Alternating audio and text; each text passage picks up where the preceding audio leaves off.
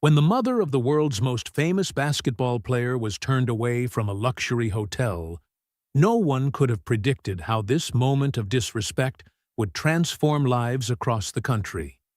Not through anger or public shaming, but through something far more powerful: a mother's quiet dignity and her son's determination to honor her legacy of respect.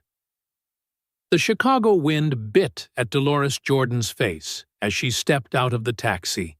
She pulled her simple blue coat tighter around her shoulders and looked up at the gleaming Grand Palace Hotel. The building reached high into the night sky, its windows glowing like stars against the darkness. "Thank you," she said, handing the I-1 driver some bills. She was tired after her long flight from North Carolina, but excited too. Tomorrow, her son Michael would play in one of the biggest games of the season. She never missed his important games, if she could help it. Dolores grabbed her small suitcase and walked toward the hotel entrance. Two doormen in fancy uniforms rushed to open the heavy glass doors. They didn't pay much attention to her. To them, she was just another guest, not the mother of the most famous basketball player in the world. That was fine with Dolores. She had never been one to show off or brag about her son. She raised all her children to be humble and to work hard. Fame and money might come and go, but good character lasted forever. That's what she always told them. The lobby of the Grand Palace was beautiful. Marble floors shined under bright chandeliers. Well-dressed people sat in plush chairs, talking quietly. Dolores walked to the front desk, her sneakers squeaking slightly on the polished floor. A young man stood behind the ID counter. His name tag read Trevor Blackwell. He was busy typing something on his computer and didn't look up right away. "Excuse me," Dolores said. "I have a reservation for tonight. The name is Jordan. Dolores Jordan." Trevor finally looked up. His eyes moved quickly over Dolores, taking in her simple clothes and travel-worn appearance. Nothing about her screamed important or wealthy. Just an older woman in regular clothes, with a small suitcase. "Jordan, you said?" Trevor asked, turning back to his computer. "Yes, Dolores Jordan. My son made the reservation for me." Trevor typed something and frowned. "I see a reservation under that name, but there must be some mistake." "What kind of mistake?" Dolores asked. She had been traveling all day. All she wanted was to get to her room, take a shower, and rest before tomorrow's game. "This reservation is for a VIP suite," Trevor said. His voice had changed, becoming more suspicious. "Those rooms are for our special guests." Dolores sighed. She knew what was happening. It wasn't the first time. "My son is Michael Jordan. He made the reservation for me?" Trevor's face changed. First surprise, then disbelief, then something like annoyance crossed his features. Every day, people tried to use famous names to get special treatment. "Ma'am," he said, his voice stiff, "we get a lot of people claiming connections to celebrities. If you're really Michael Jordan's mother, you would have ID, or Mr. Jordan would be with you, or you would have arrived in something nicer than a fee." Taxi. Dolores felt her cheeks grow warm. She stood straighter, dignity in every inch of her 5'5" frame. "Young man, I have my ID right here, and my son respects that I like to travel simply. Now, please, I've had a long day." She reached into her purse and pulled out her driver's license. Trevor barely glanced at it. "Anyone can have the last name Jordan," he said. "I'm sorry, but we're actually fully booked tonight." "But you just said you saw my reservation," Dolores pointed out. Trevor's face hardened. "Like I said, there must have been a mistake. We have no rooms available." A few people in the lobby were starting to look over at them. Dolores lowered her voice. "Please check again. My son made this reservation weeks ago. Ma'am, I've checked. There's nothing I can do. Trevor squared his shoulders. Now, if you don't have a valid reservation, I'm going to have to ask you to leave. Dolores couldn't believe what was happening. May I speak to a manager? The manager is busy with important guests right now, Trevor said. If you don't leave, I'll need to call security. A lump formed in Dolores's throat, but she wouldn't cry. Not here, not now. She had faced much worse in her life than a rude hotel clerk. She raised 5 children after her husband died. She worked long hours in factories to put food on the table. She taught her children to hold their heads high no matter what. Fine, she said, her voice steady despite her anger. I'll leave, but you should know that making assumptions about people based on how they look or what they're wearing is a poor way to go through life, young man. Trevor rolled his eyes and picked up the phone, presumably to call security. Dolores turned and walked toward the door before anyone could come to throw her out. Her hands shook slightly, but her back was straight, and her steps were firm.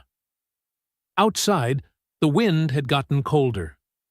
Dolores stood under the hotel's fancy entrance, trying to decide what to do. It was late. She was in an unfamiliar part of Chicago. She could try to find another hotel, but the thought of going through this again somewhere else made her chest tight. Instead, she reached for her cell phone, the one Michael had insisted she carry. She hadn't wanted it at first.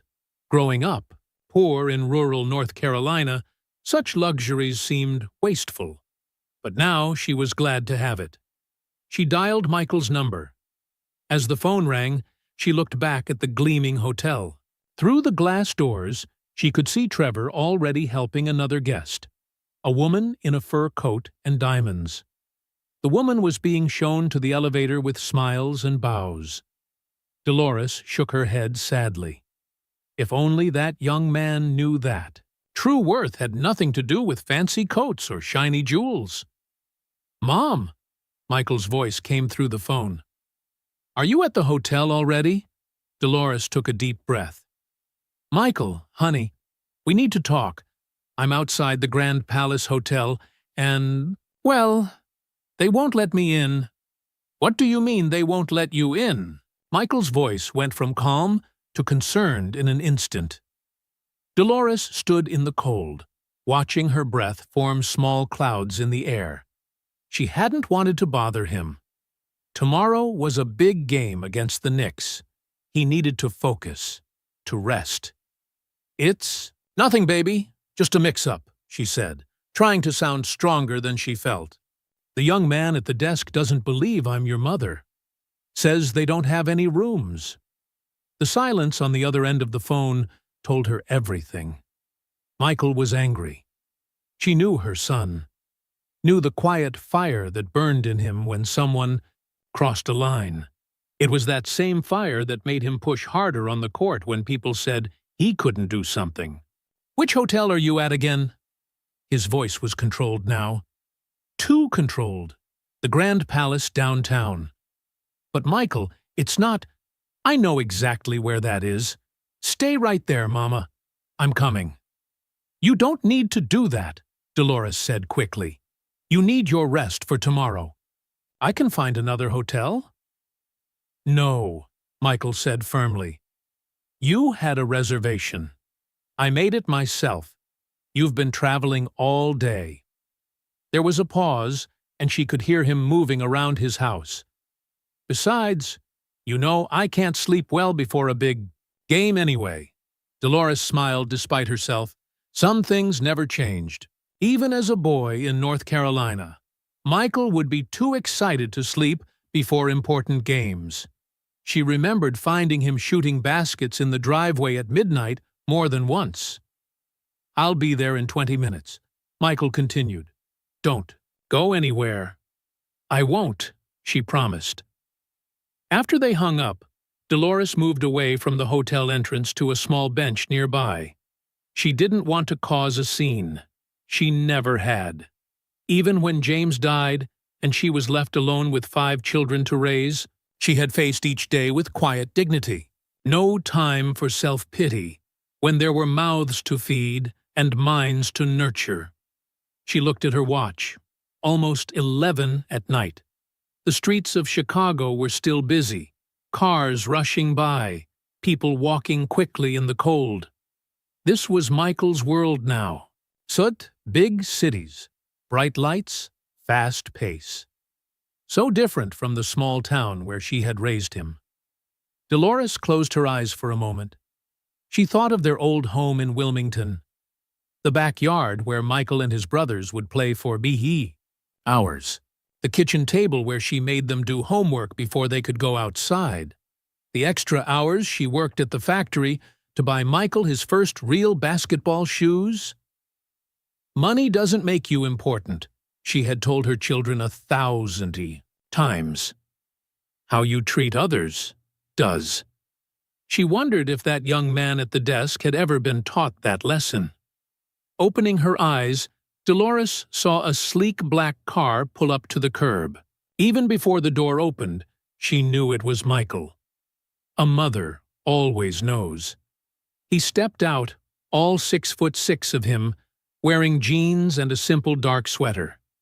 No flashy jewelry, no fancy clothes, just her son. People on the sidewalk did double takes as they walked by. A few stopped and stared. One man nudged his friend and pointed. Michael didn't seem to notice. His eyes were fixed on his mother. "Mama," he said, wrapping her in a tight hug. The anger was there in his voice, but not for her. Never for her. "Are you okay?" "I'm fine. Just tired," she said, patting his back. Even at the height of his fame, he was still her little boy in so many ways. "You didn't need to come all this way." "Yes, I did," Michael said firmly. He picked up her suitcase. It looked tiny in his large hands. "Now, let's go see about that room." As they walked toward the hotel entrance, a small crowd began to form. Phones came out to take pictures. Someone called Michael's name.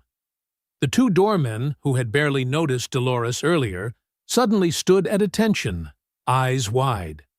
One of them rushed forward. "Mr. Jordan, it's an honor, sir. Please, right this way." Michael shook his head.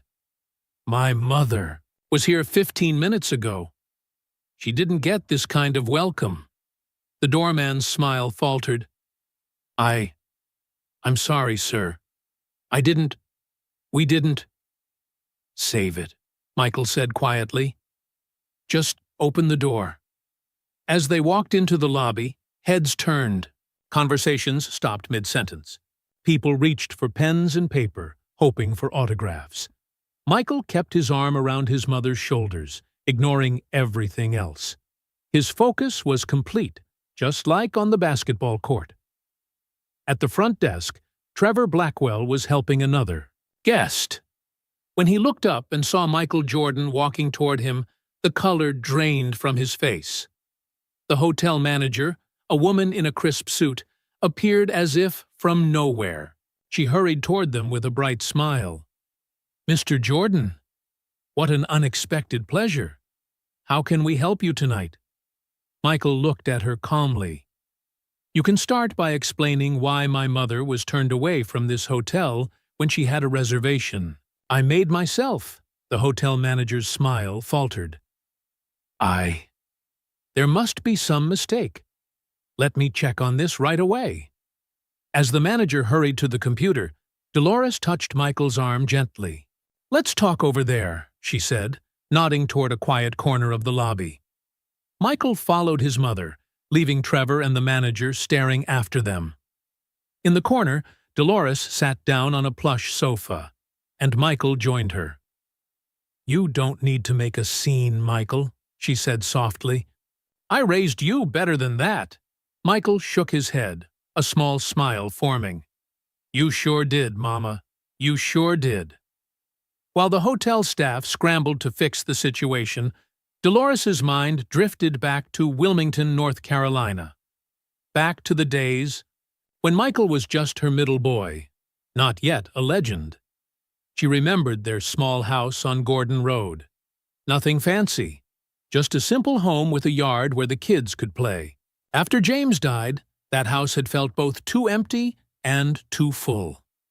Empty without her husband's laughter, but full of 5 children who needed her more than ever. She had taken the job at the factory then. Long hours on her feet, but it paid the bills. Sometimes she worked at Wilmington's General Electric plant, sometimes at a bank. Often, she worked both jobs. The memory of those tired nights came back to her now. Coming home after dark, feet aching, to find dinner dishes in the sink and homework spread across the kitchen table. Michael, around 12 then, would be sitting there with his books open. "I waited for you, Mama," he would say. "I need help with this math." But she knew he didn't really need help. He was smart enough to do it on his own. He had waited because he knew she needed to feel needed. Especially on the hardest days, Dolores smiled at the memory. Even then, Michael had understood things that most adults missed. "What are you thinking about?" the present-day Michael asked, watching her face. "Just remembering," she said. "Remember that old basketball hoop your daddy put up?" Michael grinned. "The one that hung crooked no matter how many times he adjusted it?" "That's the one," Dolores nodded. "You would be out there shooting baskets until I had to call you in for dinner 3 or 4 times. 5 times, Michael corrected with a laugh. "You always had to call me 5 times. That rickety hoop had been the beginning. James had installed it before he passed, one of the last gifts he gave his sons. After he was gone, that hoop became even more important. It was where Michael channeled his grief, his energy, his dreams. Dolores remembered the day Michael didn't make the varsity team in high school. He had come home devastated, tears in his eyes. "They picked Leroy Smith instead of me," he had told her, his voice breaking. "Because he's taller." She could have comforted him with soft words, told him it didn't matter. Instead, she had looked him straight in the eye and said, "So, what are you going to do about it, Michael?" The next morning, she found him outside before dawn, shooting baskets. And the morning after that, and the one after that. "You always pushed me," Michael said now, as if reading her thoughts.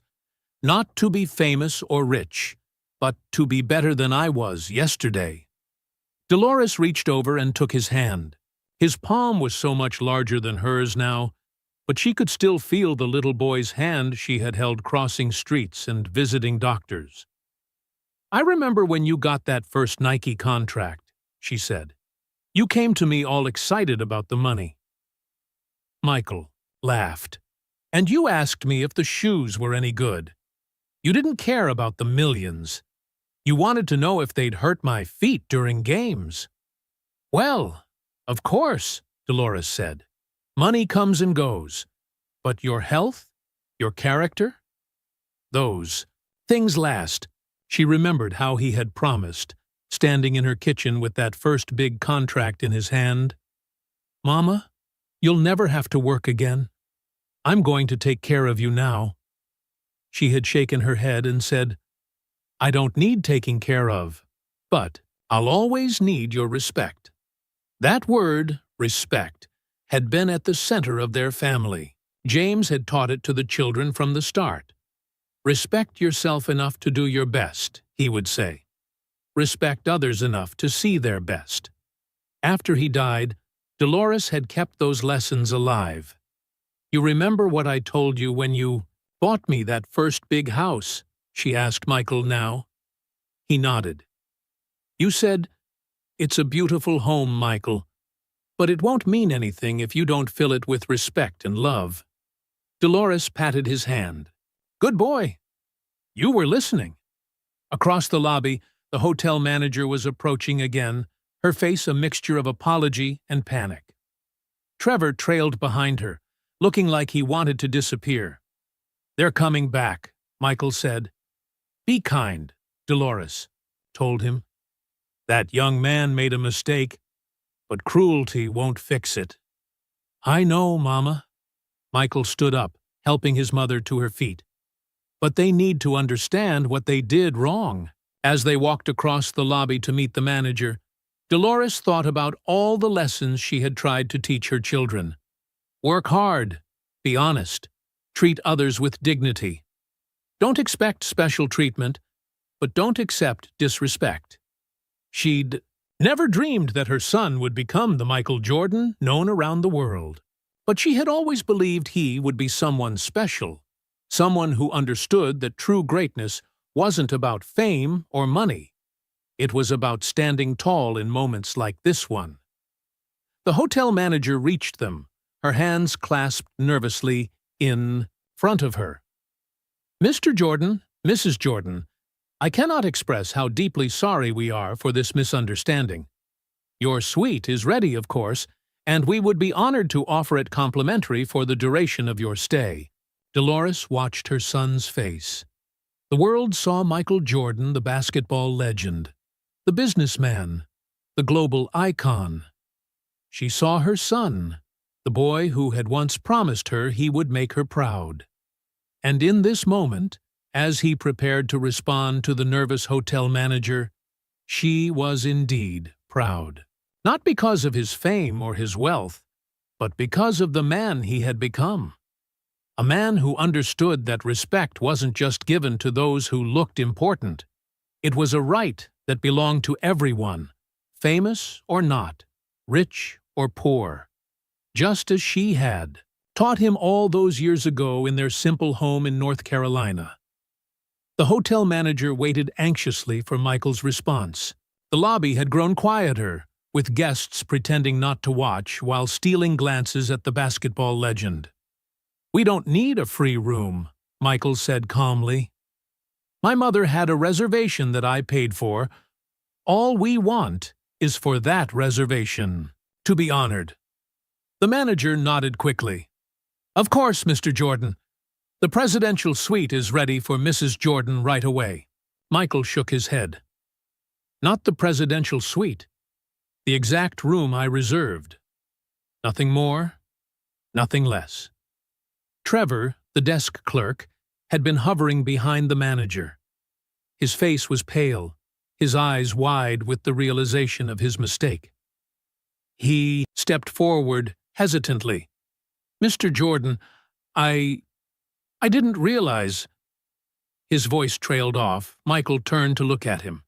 The same intense focus he showed on the basketball court was now directed at the young man.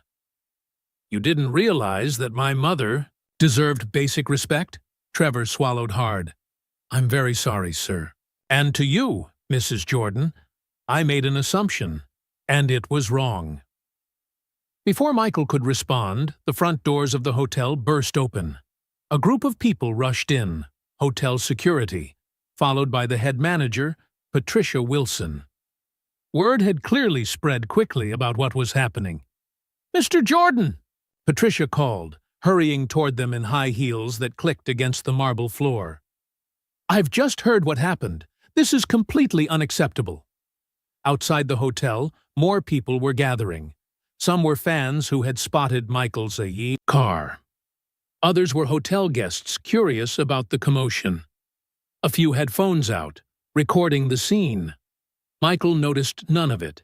His attention remained firmly on his mother and the situation at hand.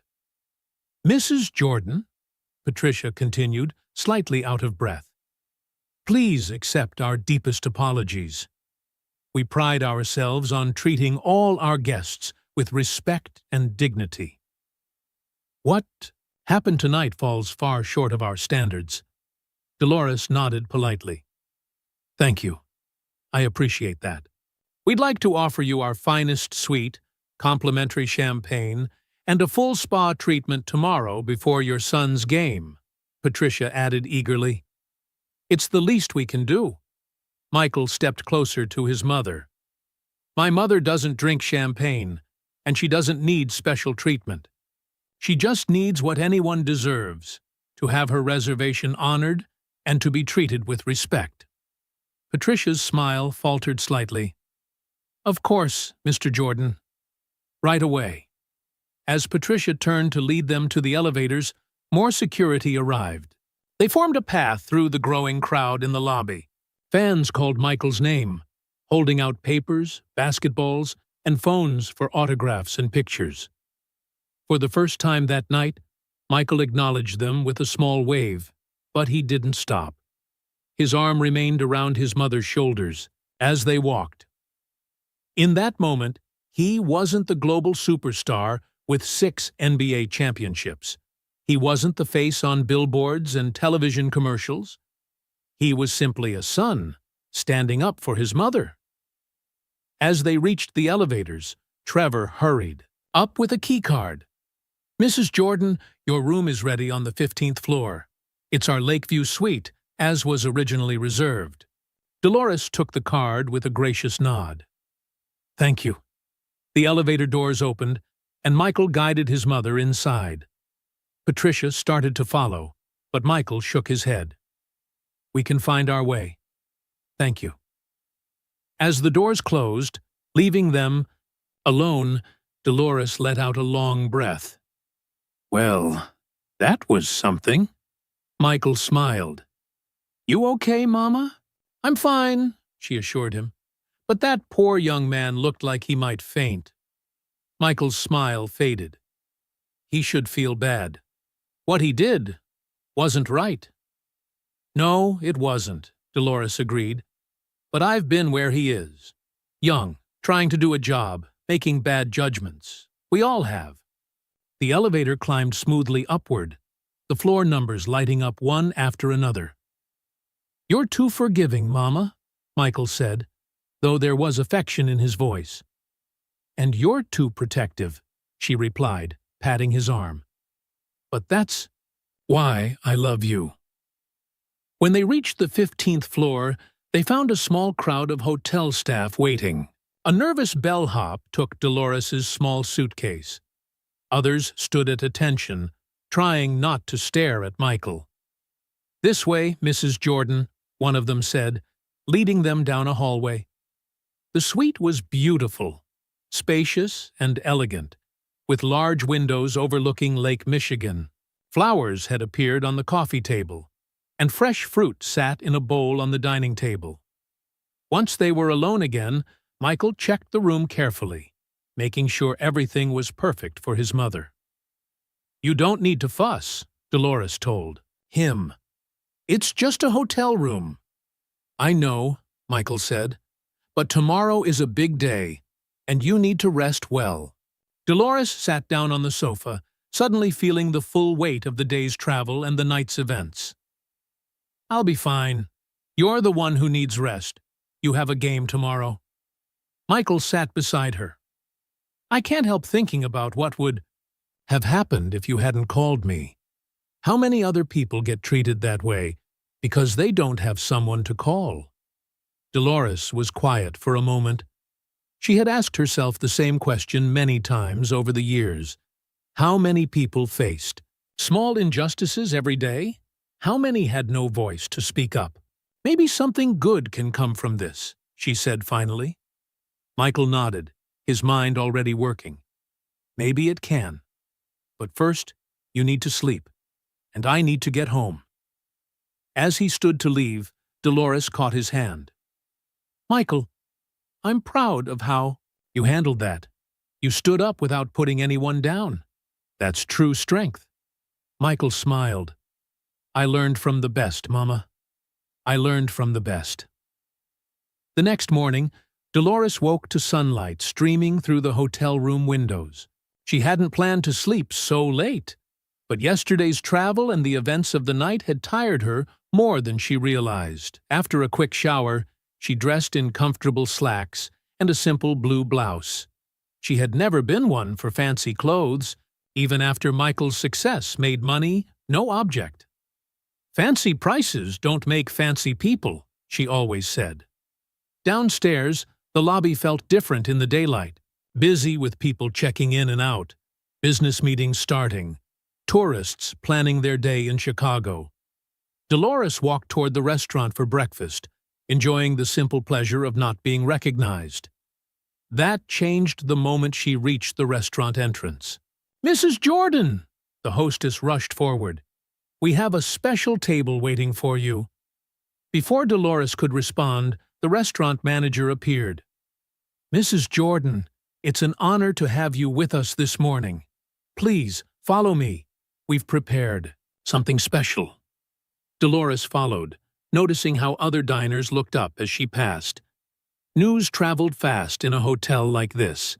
By now, everyone probably knew about last night. The special table was in a private corner with a view of the Chicago skyline. A beautiful flower arrangement sat in the center. The manager pulled out her chair with a flourish. "Our chef has prepared his signature breakfast just for you," he said proudly. "And of course, everything is complimentary." Dolores shook her head. "That's very kind, but I'd prefer to order from the regular menu, and I'll be paying for my meal." The manager looked confused. "But, Mrs. Jordan, after last night's unfortunate incident, it's the least we can do." "Last night's incident is exactly why I want to be treated like any other guest today," Dolores said firmly. "No special treatment, no free meals, just respect." The manager nodded slowly, finally understanding. "Of course, Mrs. Jordan. Here's the regular menu. Your server will be with you shortly." As he walked away, Dolores spotted Trevor, the desk clerk from last night, entering the restaurant. He saw her too, and for a moment looked like he might turn and run. Instead, after a visible deep breath, he walked toward her table. "Mrs. Jordan," he said, his voice tight with nervousness. "May I speak with you for a moment?" Dolores nodded, to the empty chair across from her. "Please, sit down." Trevor sat stiffly, his hands folded in his lap. "I wanted to apologize again for last night. What I did was wrong, and I'm truly sorry." "Thank you," Dolores said simply. She studied the young man's face. He couldn't be more than 25, she guessed. About the age Michael had been when he won his first championship with the Bulls. "The CGT hotel manager warned me that I might be fired," Trevor continued. "I understand why, and I accept it. I just wanted you to know that I never meant to be disrespectful." Dolores was quiet for a moment. "Why did you assume I wasn't who I said I was?" Trevor looked down at his hands. "Honestly, because you didn't look like what I expected. You didn't arrive in a fancy car or wear expensive clothes. You didn't act important. And how should someone important act?" Dolores asked. Before Trevor could answer, the elevator doors opened and Patricia Wilson, the head hotel manager, stepped out. She spotted them immediately and hurried over. "Mrs. Jordan, I see you've met Trevor." Her voice was overly bright. "I hope he's apologizing properly for his inexcusable behavior." "He is," Dolores said calmly. "We're having a private conversation, if you don't mind." Patricia looked surprised but nodded. "Of course. Take all the time you need." She shot Trevor a warning look before walking away. When they were alone again, Dolores turned back to Trevor. "You were saying?" Trevor shifted uncomfortably. "I guess I thought important people would be louder about it. They'd mention connections, demand things, dress to impress. You were just normal." Dolores smiled. "I am normal. Being Michael Jordan's mother doesn't change who I am. It doesn't make me more worthy of respect than anyone else." "I know that now," Trevor said. "And I feel terrible about how I treated you." "Have you treated others the same way?" Dolores asked. Trevor looked guilty. "Probably. Not intentionally, but probably." Dolores nodded. "That's the bigger problem, isn't it? We make quick judgments based on how people look or speak. We decide who deserves our best treatment. Just then, Patricia returned with another man in an expensive suit. Clearly someone higher up in the hotel management. "Mrs. Jordan," the man said with a practiced smile. "I'm Robert Daniels, Regional Director for Grand Palace Hotels.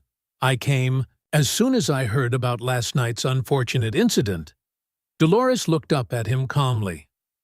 "Mr. Daniels, I'm in the middle of a conversation with Trevor. Could this wait?" The director looked taken aback. His eyes darted to Trevor, then back to Dolores. "Of course, but I wanted to inform you that appropriate disciplinary action is being taken. Trevor will no longer be working at our front desk." "Is he being fired?" Dolores asked directly. "We have a zero-tolerance policy for the kind of behavior displayed last night," the director said, avoiding a direct answer. Trevor stared at the floor, his shoulders slumped. Dolores stood up slowly. At 5'5", she was much shorter than the hotel director, but something in her posture made him take a step back.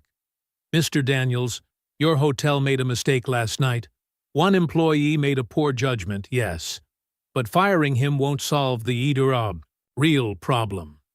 Mrs. Jordan, I assure you, the real problem," Dolores continued, "is a culture that judges people's worth by their appearance, their status, or their connections.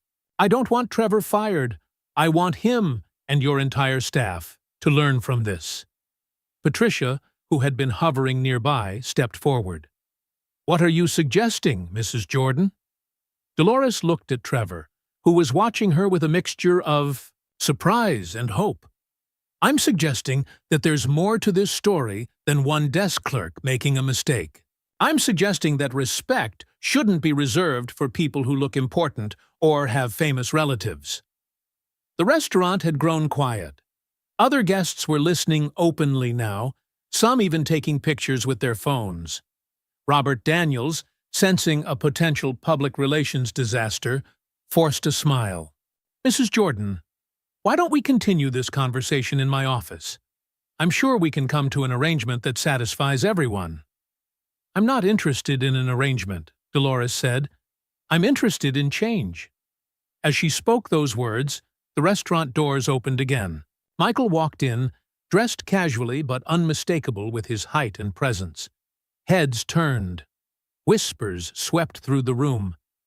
He spotted his mother immediately and crossed to her, placing a gentle hand on her shoulder. "Everything okay here, Mama?" Dolores smiled up at her son. "Yes, Michael. I think everything might be just fine." The hotel director's face flickered between a smile and a frown. Having Michael Jordan in his hotel was good publicity. Having Michael Jordan confronting him about his mother's treatment was definitely not. "Mr. Jordan," he said, extending his hand, "it's an honor to have you with us today. I was just explaining to your mother that we take these situations very seriously." Michael shook the man's hand briefly, but his attention was on his mother. "What do you want to do here, Mama? Just say the word." Everyone in the restaurant waited for her answer. The powerful hotel director, the nervous desk clerk, the other guests pretending not to stare, all watched Dolores Jordan, wondering what she would demand. "I'd like to speak with Trevor privately," she said calmly. Michael nodded. "You heard? My mother." The director started to protest but stopped when he saw Michael's expression. "Of course, you can use the private dining room." Trevor looked terrified as he followed Dolores and Michael to a small room off the main restaurant. Inside were a table and chairs, with windows overlooking the Chicago River. Once the door closed behind them, Michael turned to Trevor. "You know, I could make one phone call, and you'd never work in hospitality again." Trevor swallowed hard. "No, sir. And I'd deserve it." Michael started to say more, but Dolores touched his arm. "Michael, would you give us a few minutes alone?" He looked surprised. "You sure, Mama?" She nodded. I'm sure. After Michael left, Dolores sat down and motioned for Trevor to do the same. He sank into a chair, looking like he might be sick. "How long have you worked here, Trevor?" she asked. 6 months, he answered. His voice was barely above a whisper. "And before that?" "I was in college, hotel management major." He gave a bitter laugh. "Looks like I failed the most basic lesson." Dolores studied him. "Why this job? Why hotels?" Trevor seemed surprised by the question. For the first time, he looked directly at her. "My mom, actually. She cleaned rooms at a motel when I was growing up. Just the two of us after my dad left. She worked so hard, but the guests hardly noticed her. Some were kind, but others—" He trailed off. "Others treated her like she was invisible," Dolores finished for him. Trevor nodded. "I promised myself I'd work my way up to manage a place where everyone got treated right, where the housekeepers got the same respect as the guests." He looked down at his hands. "I guess somewhere along the way, I became exactly what I hated." The room was quiet for a moment, just the distant sounds of the restaurant beyond the door. "I was a factory worker," Dolores said finally. "After my husband James died, I took whatever jobs I could find to support my 5 children. People looked at me and saw just another worker on the line. Nobody special." Trevor listened, his eyes never leaving her face. "Some days my feet hurt. So bad I cried on the bus ride home," she continued. "But I had children waiting, homework to check, meals to cook. I didn't have time to feel sorry for myself." "My mom was the same way," Trevor said quietly. "Always moving, always working." Dolores nodded. "So you understand what it means to be judged by your appearance, by your job, by things that have nothing to do with who you really are." "Yes, ma'am, I do."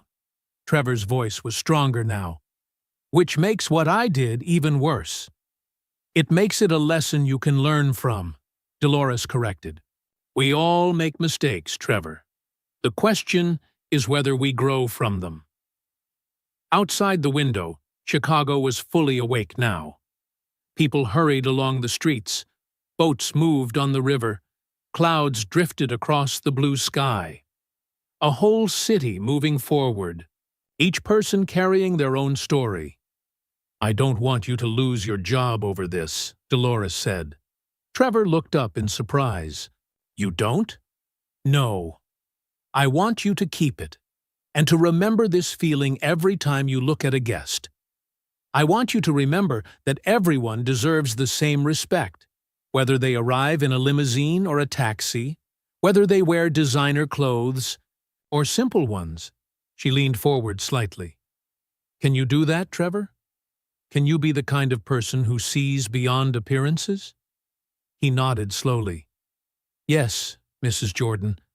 I can try. I will try." "Good," she said. "Because that's the real work of respect. Trying every day with every person." The door opened, and Michael returned. He looked between his mother and Trevor, sensing the change in the atmosphere. "Everything okay in here?" he asked. Dolores stood up. "Yes, Trevor and I have come to an understanding." She turned to the young man. "Isn't that right?" "Yes, ma'am," Trevor said, standing up as well. He hesitated, then added, "Mr. Jordan, I want to apologize to you too. What I did was wrong, and I'm grateful for this chance to make it right." Michael looked at his mother, who gave him a small nod. "Apology accepted," Michael said. "But it's my mother you needed to make things right with, not me."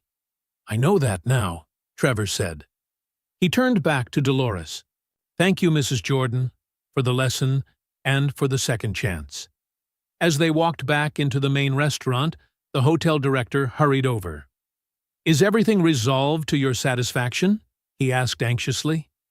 Before Dolores could answer, Trevor spoke up. Mrs. Jordan has taught me something important today, sir. Something about real respect and dignity. The director looked confused. That's good. Now, about your position. Trevor will be keeping his job, Dolores said firmly. But our policy will change, Michael finished. Starting today. My mother and I would be happy to discuss how.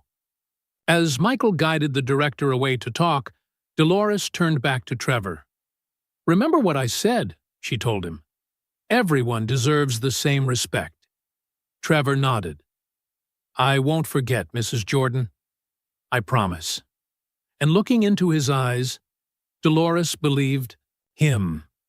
Because sometimes the best lessons came from the most unexpected teachers. And sometimes the most powerful changes started with the smallest moments of understanding. The morning of the Bulls game dawned clear and cold. Typical Chicago weather for this time of year. A bright sun that promised warmth, but delivered only light. In her hotel room, Dolores prepared for the day with her usual calm efficiency. She laid out a simple red outfit, Michael's team color. She had watched her son play hundreds of games over the years, from dusty playground courts in North Carolina to the gleaming floors of the United Center. Her routine never changed. Downstairs in the lobby, she noticed the difference immediately. The staff smiled at her, not with the nervous, overeager grins from yesterday, but with genuine warmth. Trevor was at the front desk again. When he saw her, he gave a small nod of respect. "Good morning, Mrs. Jordan," he said as she approached. "Did you sleep well?" "Very well, thank you," she replied. "I'm heading to the United Center soon. Could you call me a taxi?" "Of course." Trevor picked up the phone, but before he could dial, Patricia Wilson appeared. "Mrs. Jordan, we have a car waiting for you," the manager said. "One of our hotel cars." Dolores shook her head. "A taxi will be fine." Patricia looked like she might argue, but then nodded. "As you wish. But please know, it's not special treatment. It's the same courtesy we extend to all our guests heading to major events." Dolores smiled, recognizing the small but significant shift. "In that case, I accept. Thank you." The ride to the United Center was short. As always before big games, Dolores felt that mixture of excitement and anxiety that only a mother could understand. No matter how many championships Michael won, no matter how many records he broke, she still worried, still prayed for his safety, his performance, his happiness. At the arena, she was escorted to her usual seat, not courtside with the celebrities, but in the stands where she could see the whole court. Michael had offered her more prominent seats many times, but she always refused. "I can see your whole game better from up here," she would tell him. As she settled in, she noticed a commotion a few rows back. Looking over her shoulder, she saw Trevor and a young boy about 10 years old being shown to their seats. Trevor saw her looking and gave an awkward wave. After a moment's hesitation, he led the boy down to where she sat. "Mrs. Jordan, this is my son, Marcus," he said. "Marcus, this is Mrs. Jordan." The boy's eyes widened. "Michael Jordan's mom? For real?" Dolores smiled. "For real." "Your son is the greatest ever," Marcus said, with the absolute certainty of childhood. "I've watched all his games on TV. I'm going to play basketball just like him someday." "It takes a lot of hard work," Dolores told him. Michael practiced every day, even when he didn't feel like it. Marcus nodded seriously. "I practice every day, too. Even when it's raining, I go to the gym at the community center." Trevor put his hand on his son's shoulder, pride evident in his face. "When Mr. Jordan called the hotel this morning and offered us tickets, I couldn't believe it. Marcus has never been to a live Bulls game before." "I'm glad you could come. Dolores said sincerely. As Trevor and Marcus returned to their seats, the arena was filling up. The energy was building, that special electricity that came with big games against rivals like the Knicks. Down on the court, the Bulls were warming up. Michael moved with that fluid grace that had made him famous, his shots finding the basket with metronomic precision. But Dolores noticed something different about him today. An extra intensity, a sharper focus. In the coach's area, Phil Jackson watched his star player with interest. The legendary coach had learned to read Michael's moods, to sense when something was driving him beyond the usual competitive fire. As the players finished warm-ups and headed to the locker room for final preparations, Phil approached Michael. "Something on your mind today?"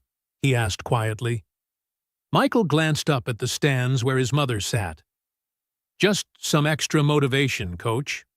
Phil followed his gaze and nodded. He didn't need details. He knew the close bond between Michael and his mother. "Channel it," was all he said before walking away. When the game began, the difference in Michael's play was obvious to everyone. He attacked the Knicks' defense with a ferocity that seemed personal. By halftime, he had scored 28 points, outplaying everyone else on the court. In the stands, fans were buzzing with excitement. Some had heard rumors about what happened at the Grand Palace Hotel. Others just knew they were watching something special, even by Michael Jordan's extraordinary standards. Sitting near Dolores, a woman leaned over. "Your son is amazing today. Even more than usual." Dolores smiled. He's always had a gift for turning challenges into fuel. The second half was even more impressive. The Knicks tried everything: double teams, different defenders, physical play, but nothing could stop Michael. He seemed to take each obstacle as a personal challenge, each defensive scheme as a puzzle to be solved. In the fourth quarter, with the Bulls leading by 15 points, Michael made a play that brought the entire arena to its feet. Stealing the ball at midcourt, he drove toward the basket, suspended in air between two defenders, switched the ball from his right hand to his left, and somehow made the shot while being fouled. As the crowd roared, Michael looked up at his mother in the stands. Their eyes met across the distance, and he gave her a small nod. It was a moment just between the two of them, amid 20,000 screaming fans. The Bulls won by 20 points. Michael finished with 45 points, 12 rebounds, and 8 assists, a dominant performance even by his standards. In the locker room afterward, reporters crowded around him. "Michael, that was one of your best games this season. What inspired you today?" Michael toweled off his face before answering. "Just trying to make my mother proud." The reporter looked confused. "Your mother specifically? Is there a reason for that today?" Michael smiled. "My mother taught me that how you respond to disrespect says more about your character than the disrespect itself. Let's just say I had that lesson on my mind today." Later, after the press conference, Michael found his mother waiting in the family area. She stood with Trevor and Marcus, the boy clutching a new Bulls cap and looking starstruck. "There's my MVP," Dolores said, giving her son a hug despite his sweat-soaked jersey. "Did you enjoy the game?" Michael asked, looking not at the reporters, who hovered nearby, but at Trevor's son. Marcus nodded enthusiastically. "That was the best thing ever. The way you flew past those guys, it was like you weren't even human." Michael laughed. "Just lots of practice, kid. Lots and lots of practice." He turned to Trevor. "And you? How'd you like the game?" "It was incredible," Trevor said. "Thank you again for the tickets. I know you didn't have to do that." "Actually, it was my mother's idea," Michael said. "She thought you and your son might enjoy it." Trevor looked at Dolores in surprise. After everything that had happened, Her kindness still caught him off guard. "Why don't we all go get something to eat?" Michael suggested. "I know a place that makes great burgers."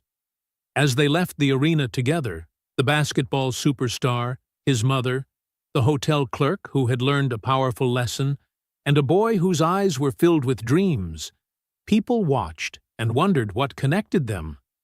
But Dolores knew it was the invisible thread that had guided her life, and that she had passed on to her son. The understanding that true respect went beyond fame and fortune, beyond appearances and assumptions. It was about seeing the worth in every person, whether they wore championship rings or cleaned hotel rooms, whether they arrived in limousines or came by bus.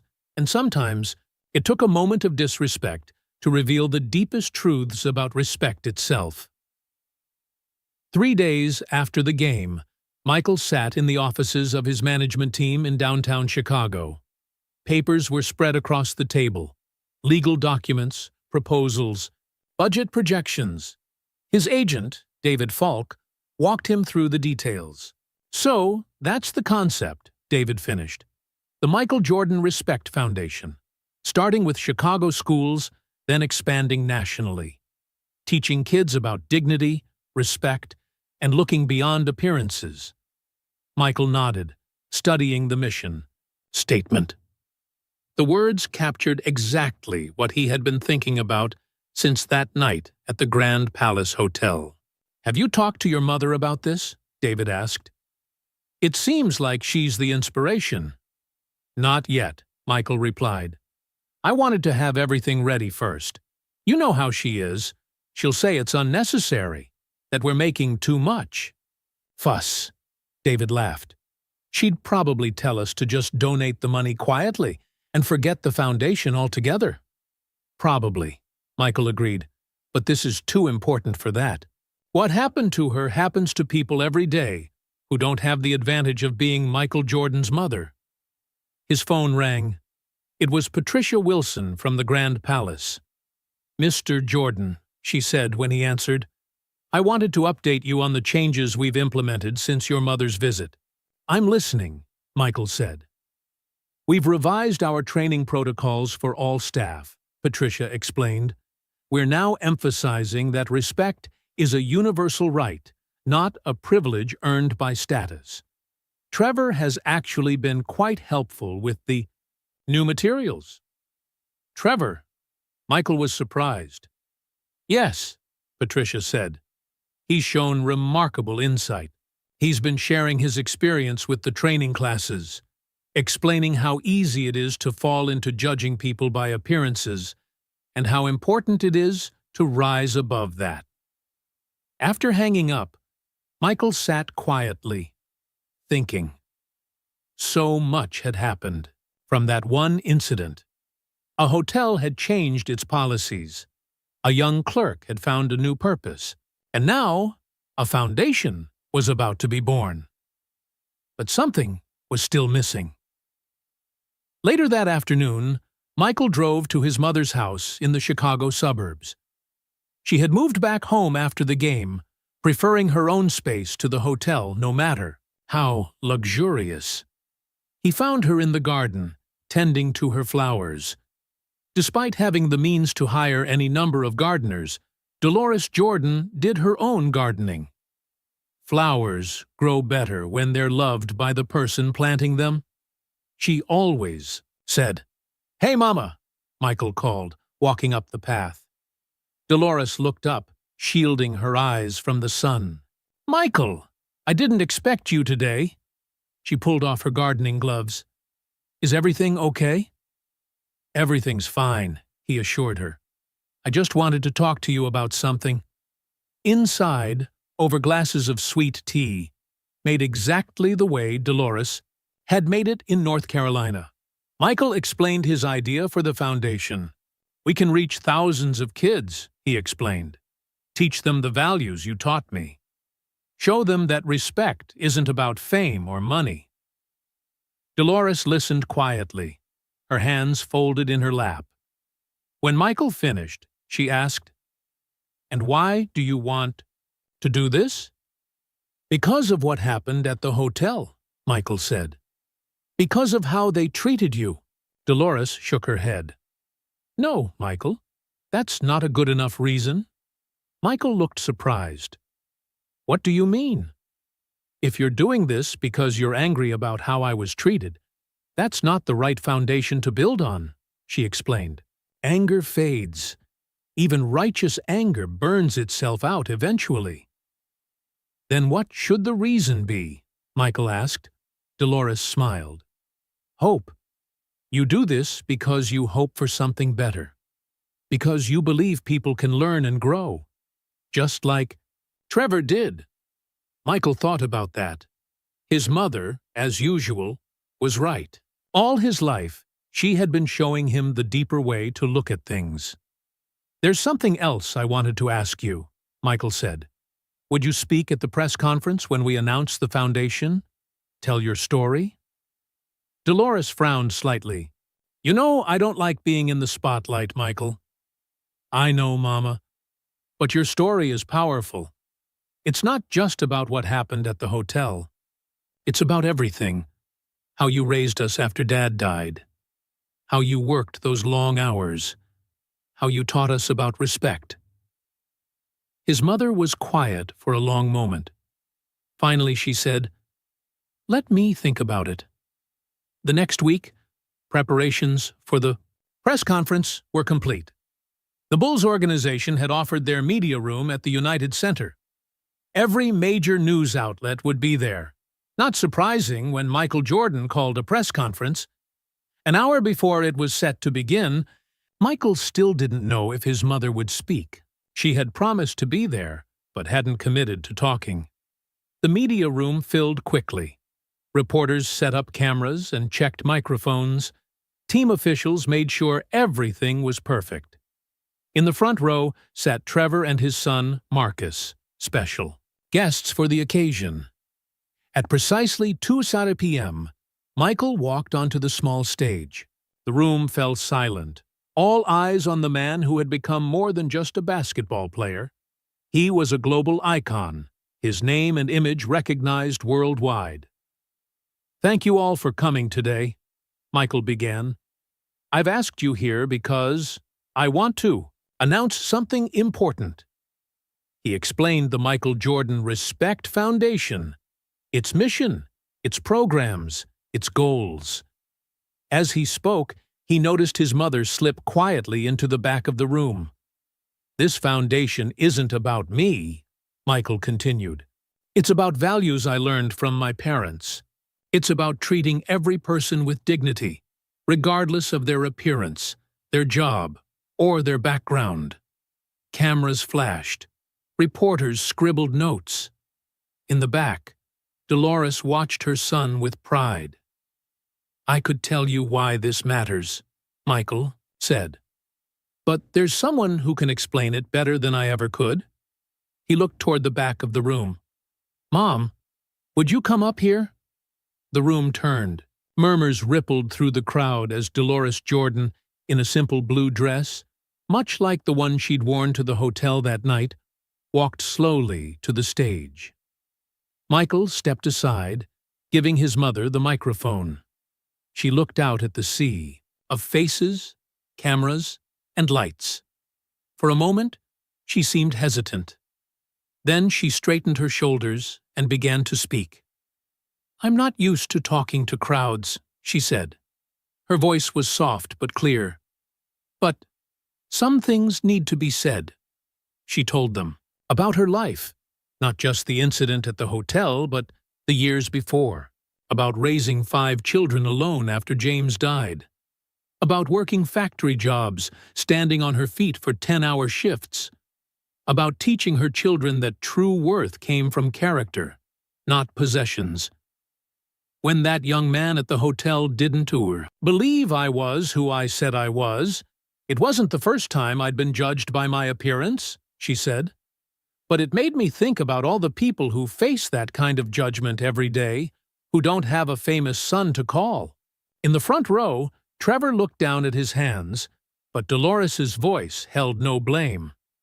This foundation isn't about pointing fingers, she continued.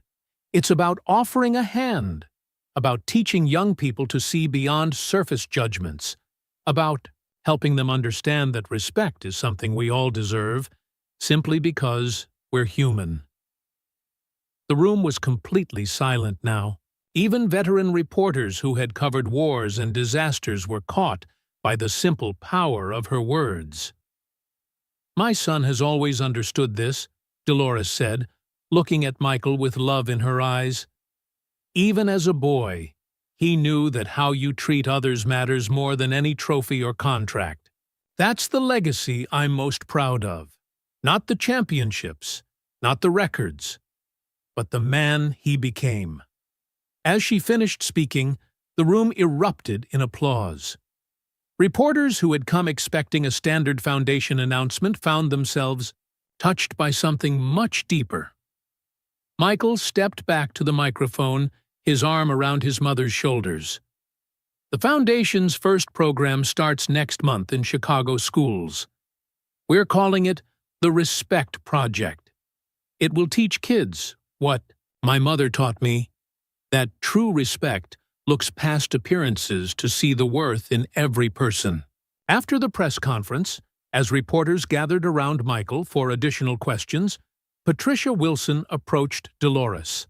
"Mrs. Jordan," she said, "the Grand Palace would like to offer our facilities for any foundation events, free of charge." Dolores shook her head. "The foundation will pay its way, just like anyone else. No special treatment, just equal respect. That's the whole point." Patricia nodded, finally understanding. "Of course, and we'd be honored to partner with you on the training programs. What we've started at our hotel could help others in the industry."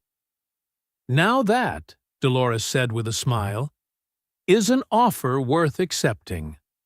Across the room, Michael watched his mother. All his life, she had been the quiet force guiding him, teaching him, showing him the way.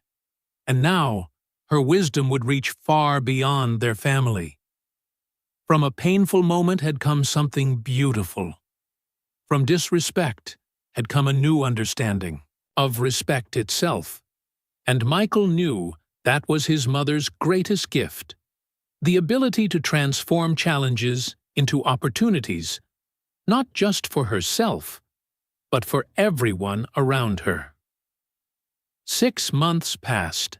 The Chicago winter had softened into spring, bringing new life to the city's parks and streets. At West Side Elementary School, 35th graders sat in a circle, listening intently to the woman speaking to them. "Respect isn't something you earn by being famous or rich," Dolores told them. "It's something we all deserve, just because we're human." The children nodded. They knew who she was, Michael Jordan's mother. But over the past few weeks, they had come to know her as much more than that. She was Ms. Dolores, who told stories about growing up poor in North Carolina, who listened to their problems, who never talked down to them. "Today we have a special guest," Dolores said, gesturing to the door. Trevor walked in, looking nervous but determined. "This is Mr. Trevor," Dolores introduced him. "He's going to tell you a story about making a mistake and learning from it." Trevor cleared his throat. "6 months ago, I worked at a fancy hotel. One night, a woman came in looking tired from traveling. She wasn't dressed in expensive clothes. She didn't arrive in a fancy car. And I made a big mistake. I judged her by how she looked." The children listened, some leaning forward in their chairs. "That woman was Ms. Dolores," Trevor continued. "I didn't believe she was who she said she was. I almost made her leave the hotel.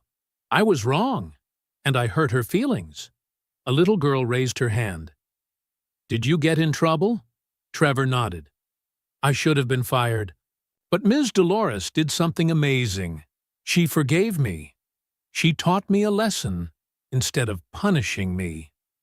Another child asked, "Were you scared when you found out she was Michael Jordan's mom?" "I was," Trevor admitted. But she helped me understand. That wasn't the point. The real problem wasn't that I disrespected someone famous. It was that I judged someone based on appearances at all. Across town at the Grand Palace Hotel, changes were visible everywhere. New signs in the lobby read, "At Grand Palace, respect is our foundation." Staff training now included sessions on unconscious bias and equal treatment for all guests. Patricia Wilson guided a group of hotel managers from across the city through the lobby. After what we call the Dolores Jordan incident, we completely revised our approach, she explained. Our guest satisfaction scores have actually increased by 23%. One of the visiting managers looked skeptical. All this because one VIP had a bad experience? Patricia shook her head. No. All this because we realize that every guest should be a VIP, not because of who they are, but because everyone deserves respect. She led the group to a training room where the walls were covered with photographs, hotel staff with guests of all backgrounds, ages, and styles of dress. At the center was a simple portrait of Dolores Jordan, not in fancy clothes, but in her everyday wear, with a quote beneath it, "See the person, not the packaging." Back at the Bulls offices, Michael sat with his foundation team, reviewing the progress of the first 6 months. "We've reached over 50 schools in Chicago," his program director reported. "The curriculum is being adopted in Milwaukee and Detroit next month, and we've had inquiries from as far away as Los Angeles and New York." Michael nodded, but his mind was elsewhere. "What about the hotel industry program?"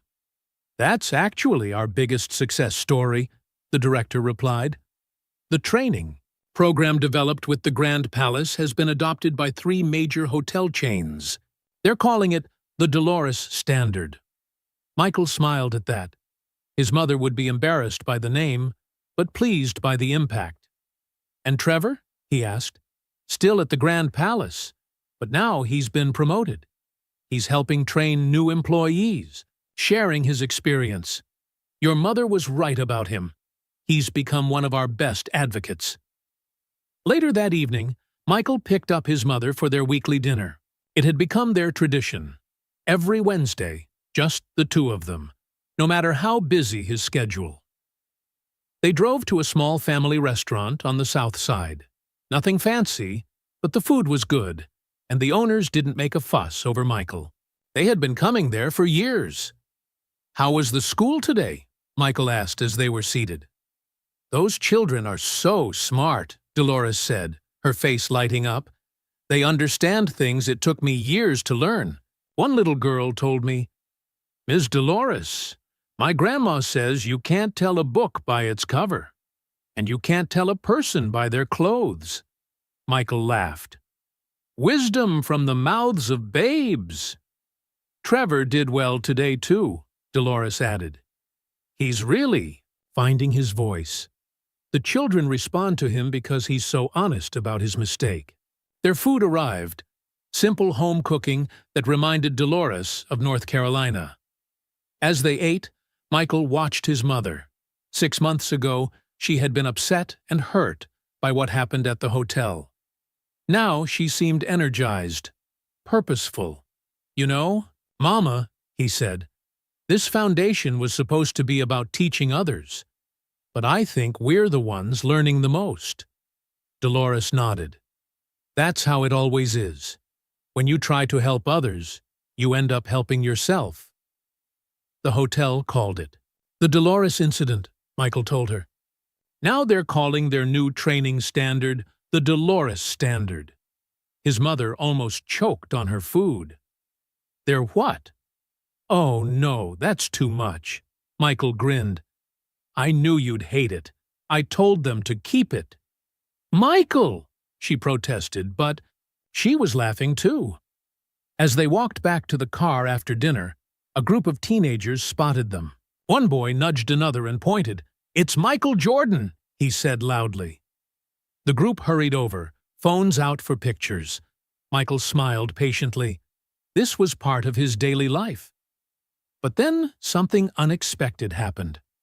One of the girls looked at Dolores, and her eyes widened in recognition. "Wait, are you Mrs. Jordan? The one from the Respect Project?" she asked. Dolores looked surprised. "Yes, I am." "You came to our school last month," the girl exclaimed. "I'm in the peer leadership program now because of your talk. You said we all have the power to change how people see each other." The other teenagers were now looking at Dolores with as much excitement as they had shown for Michael. "Can we get a picture with both of you?" one asked, as Michael and his mother posed with the teens. He felt a surge of pride. His mother was being recognized not just as Michael Jordan's mom, but as Dolores Jordan, teacher, mentor, changemaker. Later, driving her home, Michael said, "You're famous now, Mama. Those kids knew you for your work, not just for being my mother." Dolores shook her head. "I don't need fame. I just want to make a difference." "You are," Michael assured her. "More than you know." 6 months ago, one man's disrespect had led to pain and anger, but from that moment had grown something beautiful. Change that rippled outward, touching lives across the city and beyond. And at the center of it all was Dolores Jordan, who had always known that the greatest power lay not in wealth or fame or status, but in the simple, profound act of seeing each person's true worth. 1 year after the incident at the Grand Palace Hotel, the Michael Jordan Respect Foundation held a special ceremony at the Chicago Children's Museum. The event marked the successful completion of the foundation's first year and the launch of its national expansion. The museum's main hall was filled with people from all walks of life: teachers from the program's pilot schools, hotel staff who had implemented the new training standards, community leaders, and, of course, children. Large banners hung from the ceiling, each featuring photographs and quotes from the foundation's work. Michael stood at the edge of the crowd, watching. This was bigger than anything he had imagined when they started. What had begun as a response to one incident had grown into a movement that was changing lives. "Nervous?" a familiar voice asked. Michael turned to find his former coach, Phil Jackson, standing beside him. The legendary coach had flown in from Montana specially for the event. "A little," Michael admitted. "This feels different from game day." Phil nodded. "Because it is. Games end when the buzzer sounds. This," he gestured to the room, "this keeps going. This is about legacy." On the other side of the hall, Dolores greeted guests with her characteristic warmth. She wore a simple blue dress, similar to the one she had worn that night at the hotel. It had become something of a signature for her now, a reminder that appearances didn't determine worth. Trevor stood nearby with his son Marcus and a group of hotel managers from across the country. He was explaining the training program that had grown from his experience. "The key is helping staff recognize their own biases," he was saying. "We all make judgments based on appearances. The question is whether we can rise above them." As the time for the ceremony approached, Patricia Wilson from the Grand Palace found Dolores. "Mrs. Jordan, I have something for you." She handed Dolores a small velvet box. Dolores opened it to find a pin. A simple gold circle with the words, "See the person," engraved on it. "This is the pin we give to all our employees now," Patricia explained. "It's a reminder of what you taught us. We've shared the design with hotel chains across the country." Dolores was touched. "Thank you," she said simply. Soon it was time for the program to begin. The crowd took their seats. Michael stepped to the podium, confident as always in the spotlight. "Welcome, everyone, to the first anniversary celebration of the Michael Jordan Respect Foundation," he began. What started as a response to a single incident has grown into something much bigger than we ever imagined. He went on to outline the Foundation's achievements. 50,000 students reached through school programs, thousands of hotel staff, trained in the new respect standards, community initiatives in 4 major cities, with more to come. But numbers only tell part of the story, Michael continued. The real impact is in the lives changed, the attitudes shifted, the moments of connection that happen when we look beyond appearances to see the true worth in every person. Trentitin poverty durs, he gestured to the children seated in the front rows. These young people are learning lessons that took many of us decades to understand. They're learning that respect isn't earned by status or wealth, but is the birthright of every human being. Michael paused, looking out at the crowd. I'd like to invite my mother, Dolores Jordan, to share her thoughts with you. After all, this foundation exists because of her wisdom and her example. Dolores walked to the podium as the audience applauded. Unlike a year ago at the press conference, she moved with confidence now. This was her mission too. Thank you all for coming today, she began. When Michael first told me about his idea for this foundation, I told him it shouldn't be built on anger about what happened to me at that hotel. It should be built on hope. Hope for a world where everyone is seen for who they truly are. She smiled at the children in the front row. In this past year, I visited many schools and talked with many children. They asked the best questions. One little boy asked me, Ms. Dolores, how do you know what a person is really like if you can't judge by how they look? I told him, you have to take the time to listen to them. You have to be willing to see with your heart, not just your eyes. The PO room was silent, everyone captivated by her words. Another child asked why I wasn't angry at the hotel man who was mean to me. The truth is, I was upset that night. But I've learned in my life that holding on to anger only hurts yourself. Finding a way to create something positive, that's the better path. Dolores took a deep breath.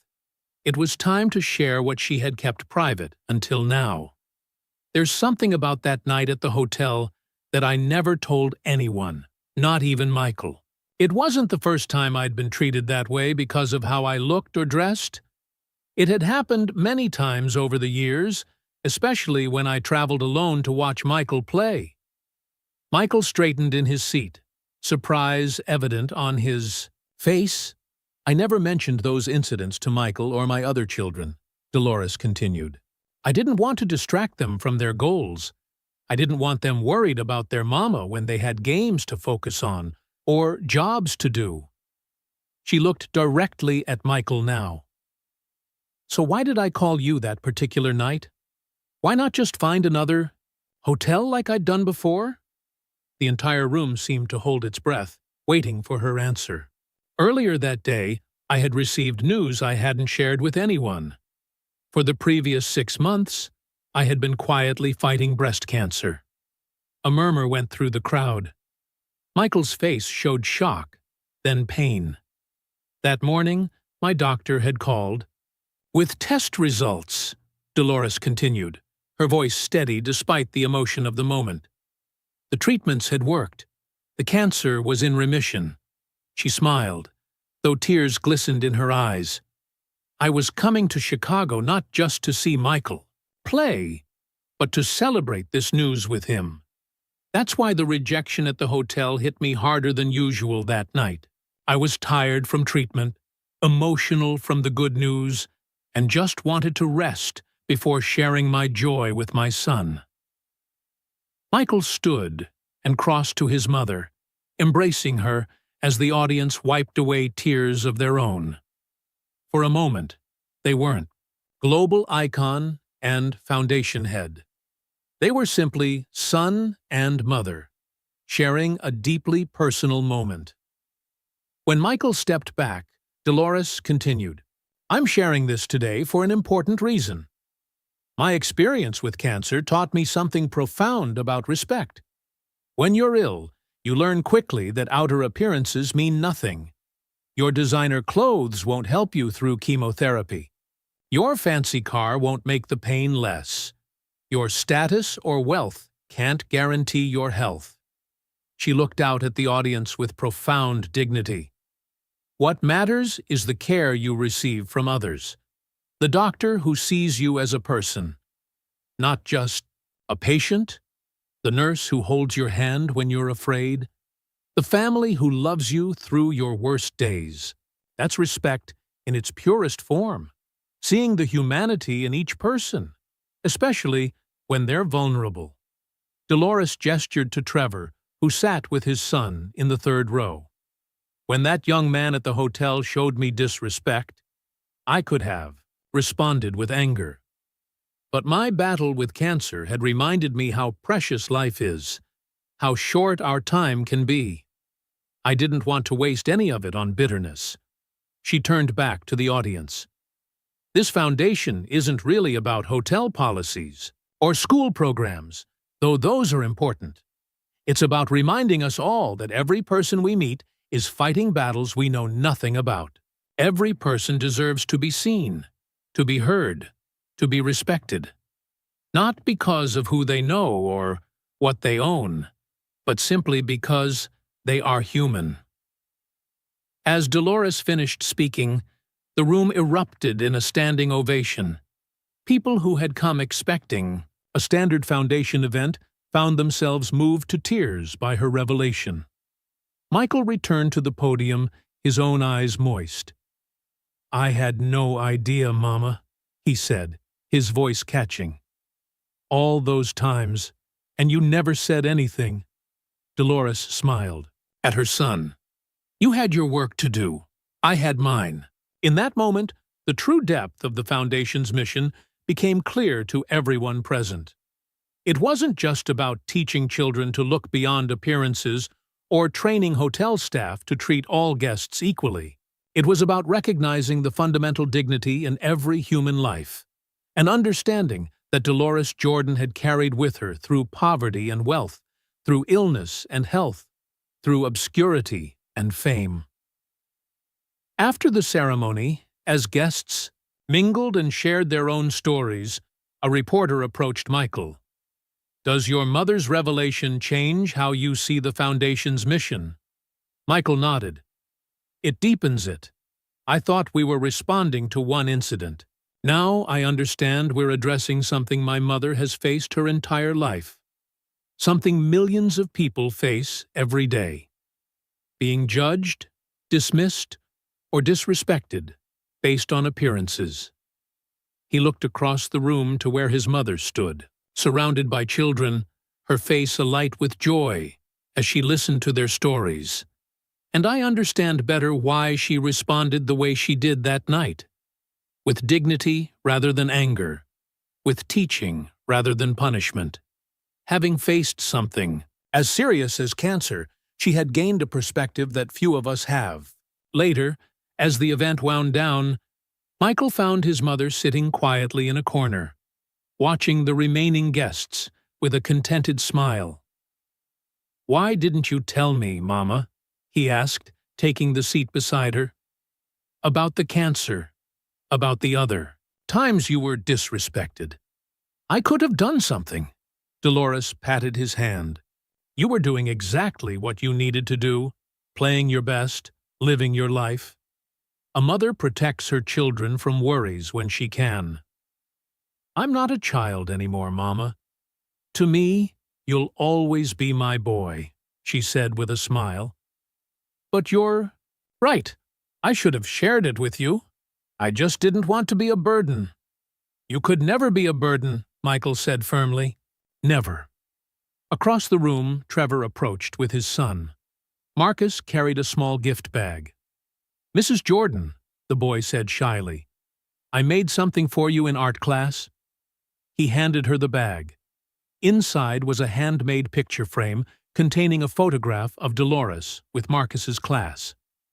Around the frame, the boy had painted small words: respect, kindness, dignity, worth. "It's beautiful," Dolores said, genuinely touched. "Thank you, Marcus." As Trevor and his son walked away, Michael said quietly, "You changed his life, you know." Trevor's. He was heading down a path of judging people by their appearances, their status. You showed him a better way. Dolores looked at her son, this man who had achieved more than she could have imagined when he was a boy, shooting baskets on that crooked hoop in North Carolina. "We all have the power to change lives," she said. "Sometimes with big gestures, like starting a foundation. Sometimes with small ones, like treating a stranger with dignity when they expect dismissal." She held up the picture Marcus had given her. "This is what it's all about, Michael. Not the recognition or the ceremonies. Just this. Touching one life at a time. Helping one person see differently." Michael nodded, understanding at last the full measure of his mother's wisdom. What had begun as a response to disrespect had become something far greater. A movement built on the simple, profound truth that Dolores Jordan had lived her entire life. True respect sees past the surface, to the worth within. True strength lies not in power or fame, but in the courage to treat every person with dignity, especially when they seem most different from ourselves. And in that understanding was a legacy far more valuable than any championship ring or endorsement. Deal. A legacy of respect that would continue long after the spotlight faded, touching lives in ways they might never fully know. Where are you listening from today? I'd love to know which part of the world this story reached. If you enjoyed this story, please like this video and subscribe to our channel for more inspiring real-life stories that touch the heart. We share new content weekly about extraordinary moments in the lives of both famous and everyday people. Don't forget to share this video with your friends and family. Spreading stories of kindness, dignity, and respect like Dolores Jordan's helps create a more compassionate world for all of us. One simple share might inspire someone else to see others with new eyes, just as Trevor learned to do. Remember, as Dolores showed us, true respect isn't about fame or fortune. It's about recognizing the worth in every person we meet. Until next time, thank you for being part of our storytelling community.